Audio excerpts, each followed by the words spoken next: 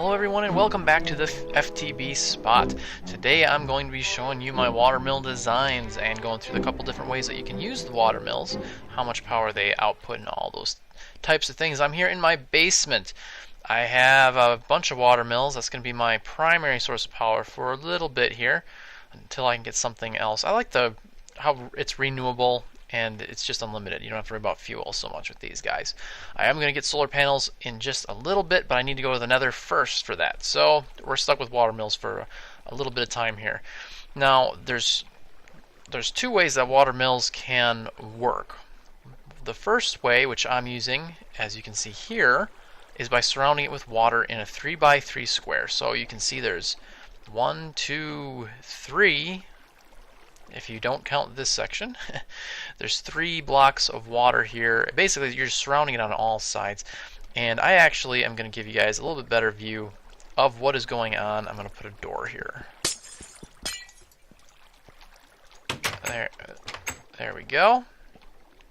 So I'm going to hop right on in here, and you can see that I have water on the bottom of this watermill. I have it on all sides of this watermill and on the top level of this watermill. So it's a 3x3 cube of water, and with the watermill in the middle, one piece of wire coming out. This one also has a 3x3 cube. They can share this part of the water in the center here. It doesn't affect anything if they share that. That's absolutely fine. So that is then, with copper cable, is being transported into a bat box there and a bat box there, and then back up into my machinery. So that's the basics of my setup. Now, if you set up a watermill this way, it will produce 1/4 of an EU per tick. So every tick, 1/4 of an EU. So you need 4 of them to get one. You get the idea. You need quite a few of these to get any decent type of power generation. I believe a solar panel is something like 2 to 2.5 EU per tick, depending on sunny weather, cloudy weather. So they're not very efficient if you do it this way. There is another way that you can operate these watermills, though. You can put a bucket of water on the inside of them. And you can see that'll fill up just a little bit with the water. It holds 4 buckets of water, and if it has water on the inside of the watermill, it will produce 1 EU per tick. It'll go up 4 times faster. So it is best to do that if you're wanting to get some power generation, but it's also a pain to refill it with buckets constantly. So one of the big things that people like to do is come up with machines that will do that for you. Now, it was pretty easy. I saw a video on it a while back using was it red power, deployers, and filters, and all that. But we don't have any of those in Feed the Beast right now. So I've come up with some type of odd contraption here that's a bit buggy, but it does work, sort of. Works all right. Using some of the new thermal expansion things.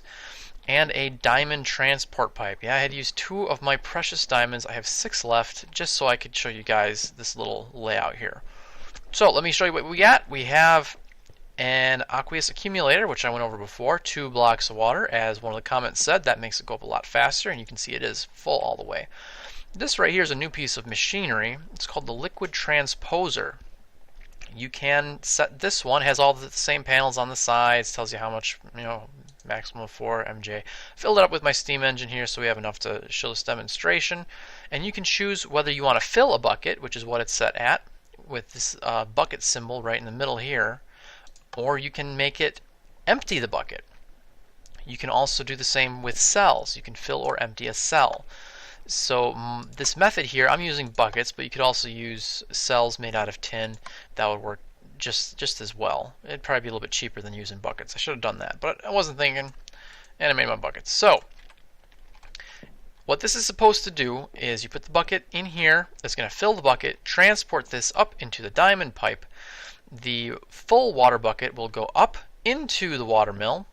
The redstone engine will pull it back out of the watermill empty.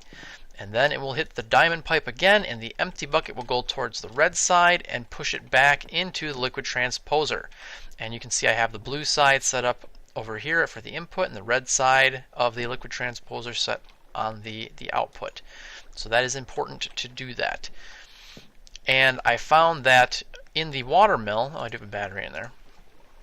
you have to input the bucket into the bottom of the water mill, or it will put it into the top slot, and it won't do anything up there. You also have to take it out of the bottom slot, otherwise it'll take the battery out. You really shouldn't use a battery, you should really wire it up, but I didn't want to wire it up in the middle of my display room here. I probably will be using one of these contraptions. Let's get this started so you can see how it works. I'm going to put a bucket in there. It's going to fill that bucket up and send it along. I'm probably going to make a couple of these down in the basement or something, because this right here is worth 4 water mills the way I have them set up. It takes a bit of resources the way it is though with the diamonds. But at least you have a cool little machine here. So that filled it up a little bit with water, and that's going to, it does need to have a wire or battery connected to it to actually run. So that's going to start filling up the battery. It's producing the electricity, and that's going at a pretty good clip right there. The one issue I've seen with this, and you know what, let me get rid of my bucket here, so I have my 3 buckets. Alright, I'm going to dump both of these in here real fast, so they're right next to each other. You will need more than one bucket, otherwise you're going to have some downtime on this water mill. So that went out, came back. Well, those redstone engines might actually be going at a fast enough clip that it'll... Oh, they are! That is good. Once the redstone engine speeds up, it's going fast enough that it should be able to accept these buckets no problem as fast as they can come, it looks like. Before the redstone engine is up to speed, and you can tell it's up to speed, the color in the middle here changes from blue to green to red to blinking red and orange, or this is orange I guess, orange and then blinking red and orange. And once it's up to this level, it should be able to hold, it should be able to handle all the buckets that you can toss in there. And you can see it's filling up faster than it can use the water, which also could be a problem, because there you go, there's a bucket that's still filled, and that went right back into there and popped out of the pipe. So like I said, it's a little bit buggy.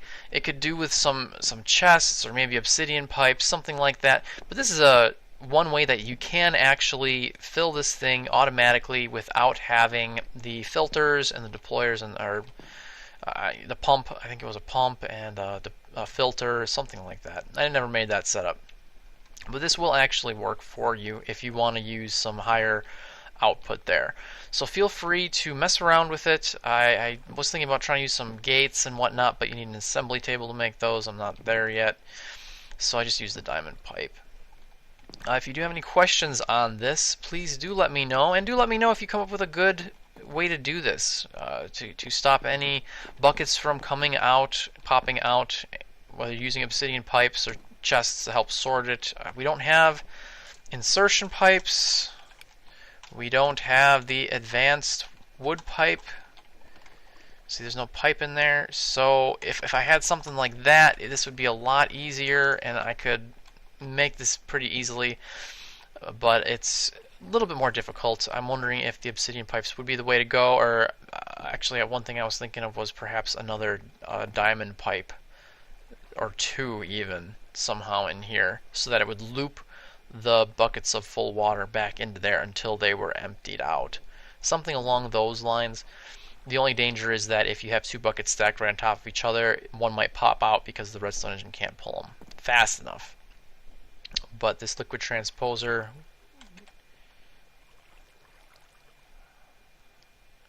oh, I only got 2 in there, right, because I'm holding the other one in my hand. This liquid transposer I think will slow them down just enough that you won't have that problem once the redstone engine's up to speed. So there is your water mills, and that's going to be one of the main power generations for renewable power sources until we can actually get into the nether. And that one popped out again because it was full. So yeah, there is some issues here. Alright, but that's the basic idea behind it, and once I get a setup more worked out and put it down in the basement or something, I'll show you guys that setup too. But do tell me what you come up with, or you know, let me know if you come up with something, and I'll try to give a comment. If I like it, I'll put it into my FTB spot and tell everyone to go and check it out. So thanks for watching. Next time we will go back and talk a little bit more about these industrial craft machinery and probably try to get to the nether and get some glowstone. A lot of stuff needs glowstone these days. Thanks for watching again. Hit the like button and goodbye.